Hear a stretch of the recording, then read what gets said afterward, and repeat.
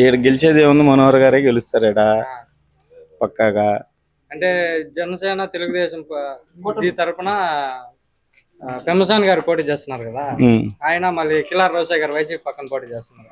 వీళ్ళిద్దరి మధ్య ఎట్లుంటది? చంద్రశేఖరరావు గారే గెలుస్తారు. అంటే ఆయన కొత్త లీడర్ కదా, ఆయన కొత్త లీడర్ అయినా ఆయన చదువుకున్న వాళ్ళు అన్ని గురించి ఆయన తెలుసు.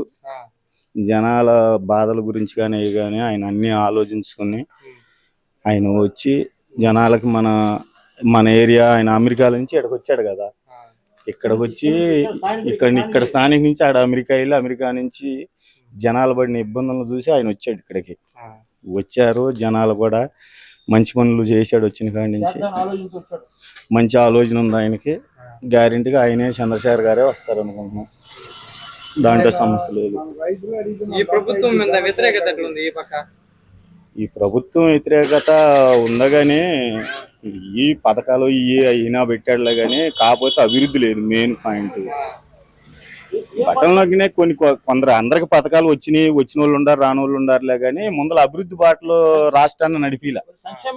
ఏ ఓన్లీ పథకాలు మనం జనాలకి ఇస్తున్నాం అంతే అనుకుంటున్నాడు కానీ అభివృద్ధి పదంగా కానీ నిరుద్యోగులకి, చదువుకునే యువకులకు కానీ ఈ జాబులు కానీ. ఇప్పుడు ఈ రోడ్లు ఉన్నాయి, మనం ఒక ఇల్లు నిర్మించాలంటే చుట్టూ పారిగోళ్ళు అన్నీ ఉంటేనే ఆ ఇల్లు అందంగా ఉంటది.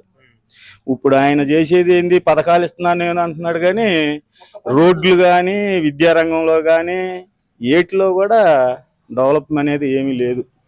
పరిశ్రమల గురించి కానీ అదే ఆయన వ్యతిరేకత. నా తెలుగుదేశం జనసేన పక్క పెమ్మసాని గారు పోటీ చేస్తున్నారు, వైఎస్ఆర్సీపీ పక్క కిలార్ రోసయ్య గారు పోటీ చేస్తున్నారు. వీళ్ళిద్దరి మధ్యలో పోటీ ఎలాగుంటది? గెలుపు ఎవరిది ఉంటది అన్న? పెమ్మసాని గెలుస్తాడు.